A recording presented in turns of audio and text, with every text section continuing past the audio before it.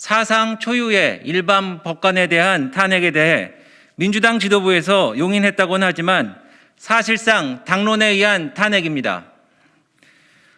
법관에 대한 탄핵은 정당성 여부는 차치하고라도 2월 말에 이미 법관 제명 신청을 하지 않고 스스로 물러나는 법관에 대한 탄핵이 어떠한 실익이 있는지 국민에게 소상히 설명을 해야 할 것입니다.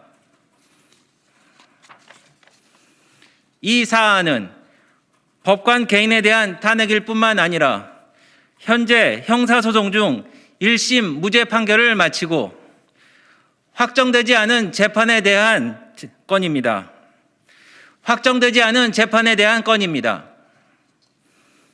따라서 국회의 탄핵 발의와 헌법재판소의 탄핵 결정은 앞으로 당연히 있을 고등법원과 대법원 판결에 영향을 미칠 수도 상충될 수도 있는 것입니다.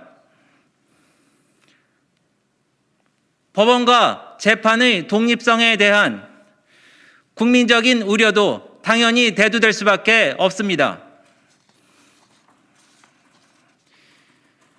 이 사안을 주도한 법관 출신인 이탄희 의원이 이런 고려를 도외시했다는 것도 도저히 납득하기 어렵습니다.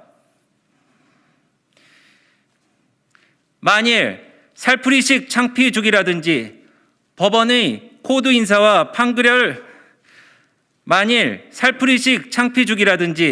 법원의 코드 인사와 판결을 이끌어내기 위한 길들이기 탄핵이라고 밝혀진다고 하면 감당하기 힘든 국민적인 역풍을 감내해야 할 것입니다.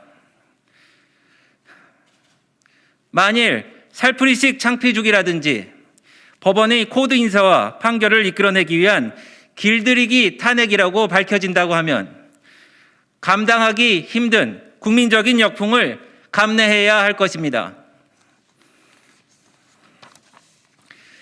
김명수 대법원장도 책임 있게 법관과 법원을 총괄한다면 당연히 국민 앞에 이에 대한 입장을 밝혀야 할 것입니다.